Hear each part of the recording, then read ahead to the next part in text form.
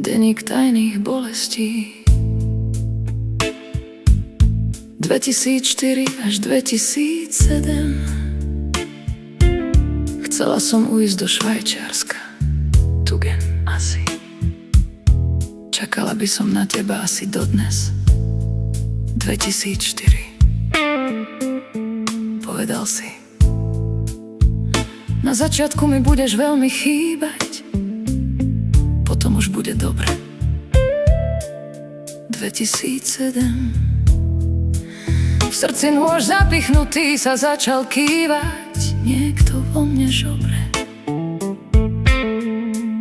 Po 7 rokoch chladnej nehy na krehkej duši samé pehy. 2004. Potom zubatá sekerou ťa bodla a ja chcela som letieť z okna. Rozsekala nám ilúzie, že človek večne žije. Všednosť dňa stratila jas, čierna opona pred očami, nevidím cez ňu.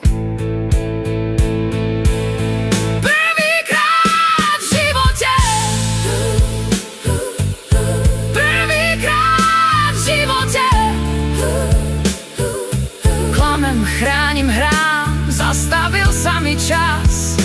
Klamem, pokým ťa mám, nebol ani jeden hlas.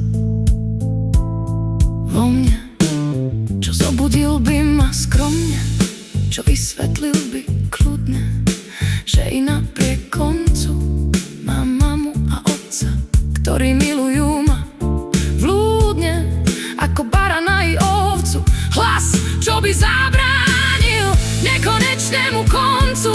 Vo mne budila som sa v byte sama ráno bez hlasu, s prianím, že som Bobby Ewing z Dallasu, že prebudím sa aj ja s tebou v sprche po 3 mesiacoch svojej filmovej smrti. 2005. Žijeme, búrka prehrmela, sme iní. Ja žijem teraz, ty jak naposledy, možno chémia niečo zmení. Snívam, verím, 2006. Plačeš a vieš, že je to tak dobré. Ako si vravel, hrozné, sme súrodenci, brat a sestra, milenci nie sme, žena a muž, žiadna cesta. Dôvodom sú spoločné spomienky. 2007. Vtedy som pila, dnes fajčím, vtedy som žila, dnes vláčim reťazku sečok, spomienok, snov, rána prianí, ktoré sa rokmi pridávali. 2004. Najkrajšie Cčka. Zostarnúť s tebou pod hruškami, brať deti do hôr, stále s nami. 2007.